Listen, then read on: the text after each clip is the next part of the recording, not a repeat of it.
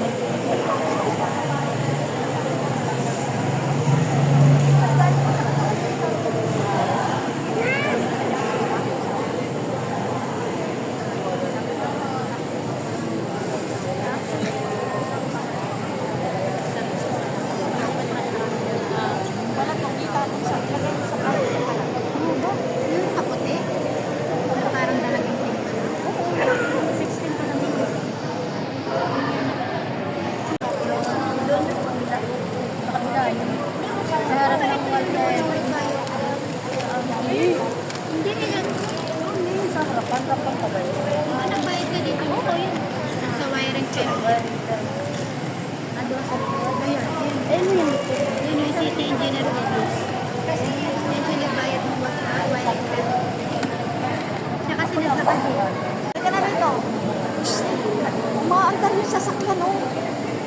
Maatrasan kayo na. Yan, nabihin ka lang. Ganda ng barangay sila. Yan nila. Ako na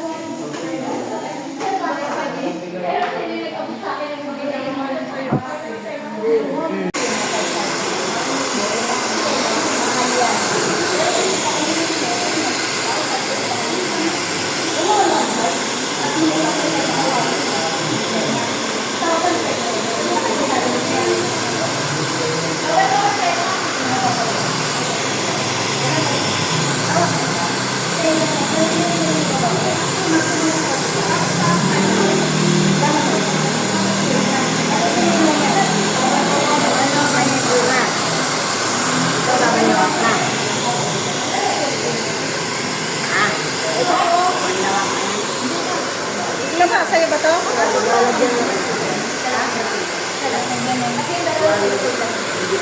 Ay, talaga may color na basilya. Passport niya, passport.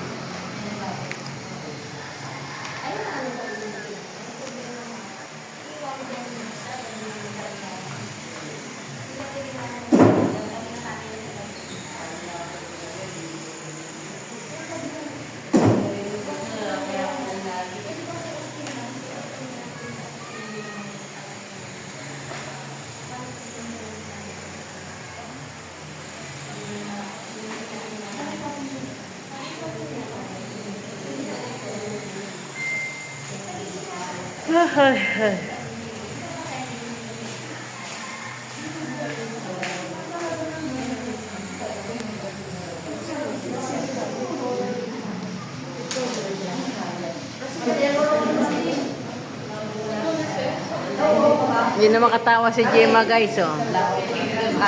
Ay, shoutout dyan sa mga taga-Pag-asa. Tingnan mo yung ano natin. Oh. Ang entry namin, tingnan mo yung am leader namin, oh. Hindi na makatawa. Pag nakain mo na ng pamilya.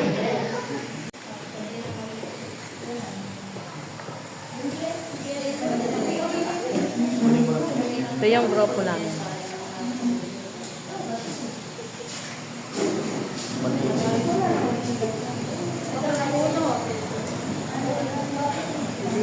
Pwede mo naman.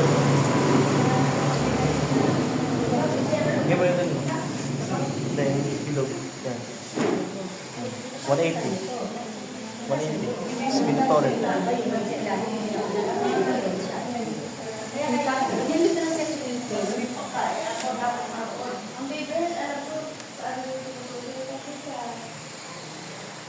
Tsura, ito naman mga ating buha. Tignan niyo naman tsura.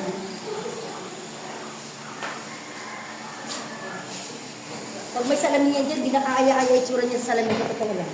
Buti lang wala salamin, hindi niya nakikita yung tsura niya. Oo, kaya yung mga po sa salamin. Yan.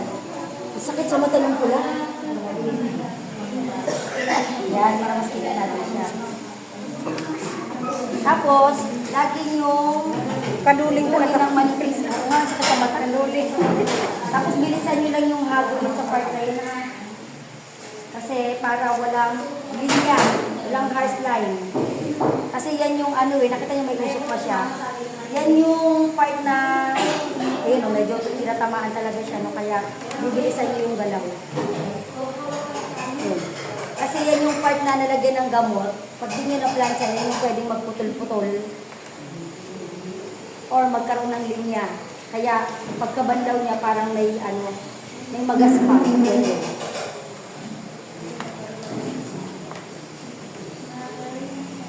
Hanggang dulo ka ganyan.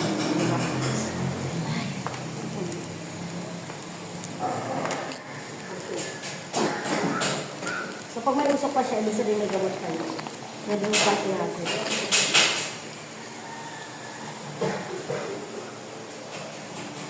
So dapat din na siya nag-healing ngayon. Okay? Ganun ha.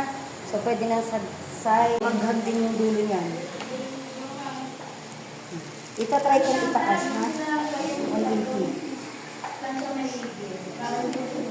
So kaya naman yun.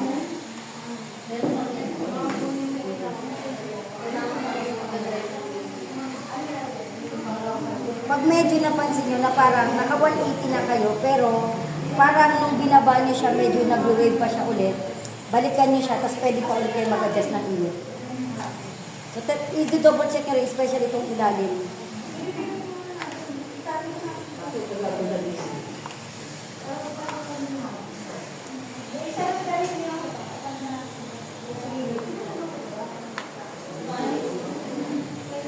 Tapos, kapag nakakaano pala yung pula, parang nakakasilaw.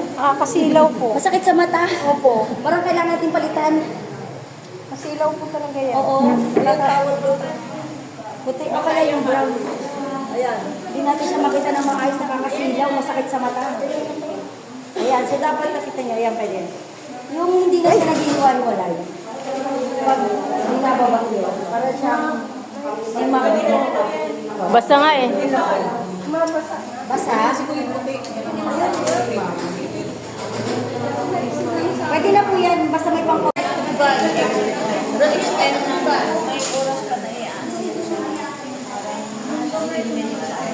May kulay ba? May kulay.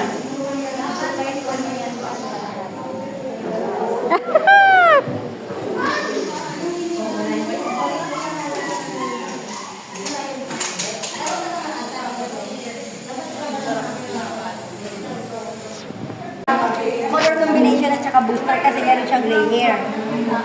Wow! Ikaw na. Magpakilala ka muna, kumatok ka muna, baka hindi ka pagbuksan ng Siguraduhin mo lang kilala ka pa ng asawa mo pag uwi mo, ha? Riban with Brazilian, with color.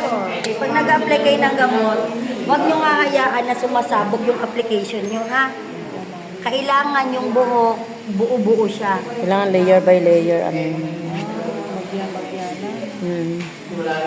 So, importante yung sectioning, lalo sa paglalagay ng gamot. Huwag niyong babaliwalain yung sectioning. Kailangan proportion. Yes. Okay. So, pag nag-a-apply kayo ng gamot, hindi kailangan matagal. Huwag lawang-lawa yung lalagyan. Linisin nyo muna. Okay? So, hanggat maaari, yun lang yung may laman. Okay? So, pagkapahid nyo, okay? Pahid, suklay, yan. Then, hagod. Okay? Kailangan yung buhok hindi sumasabog, hindi naghihiwa-hiwalay. Flat. So, mararamdaman nyo siya habang ina-apply nyo, nagiging smooth. So, hanggang dulo ha. Huwag nyo hayaan na nag-a-apply kay ganito. Okay? Hindi pwedeng ganyan yan. Okay? So, kailangan buo siya. Kaya pag supply nyo, hindi kailangan matagal. Okay? Kasi magpa-process yan. So, pag agod nyo, tagal. Kailangan, ayun, magkakadikit sila. Para yung develop ng gamot maganda. At huwag nyo ididikit sa anit. Ha? Malayo yan. Okay? Hanggang dulo na yung paglalagay nyo.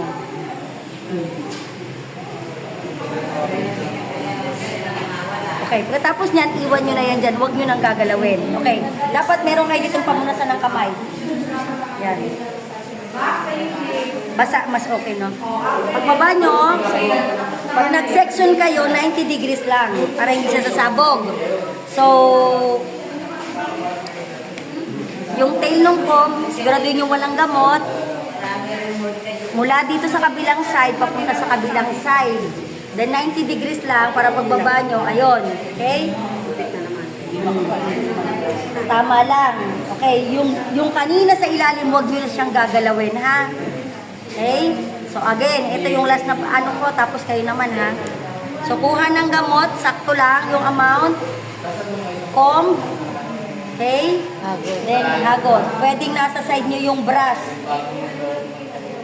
Make sure na nasaturate nyo ng maigi. Yan, tapos papunta ng dulo, ha? Hanggang dulo yan. Okay, so, hindi dapat nakaganito yung kamay nyo. Hindi ganito. Tignan nyo, nawawala yung gamot. Kailangan magaan lang yung application. At yung gamot na napupunta sa kamay nyo, ibalik nyo sa buhok.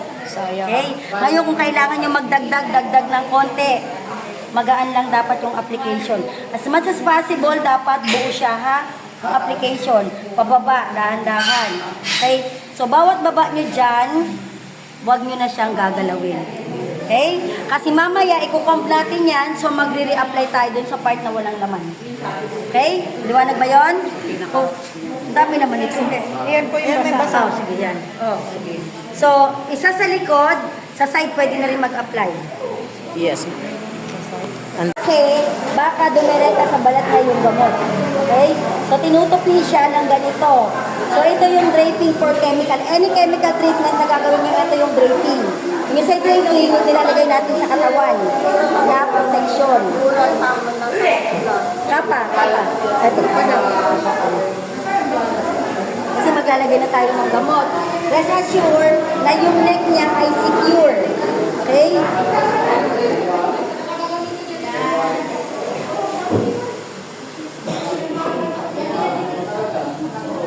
Yung spray nyo with water, pwede nyo na.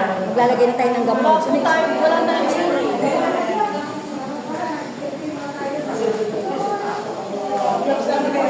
Gloves nyo, gloves. Mag-gloves na kayo.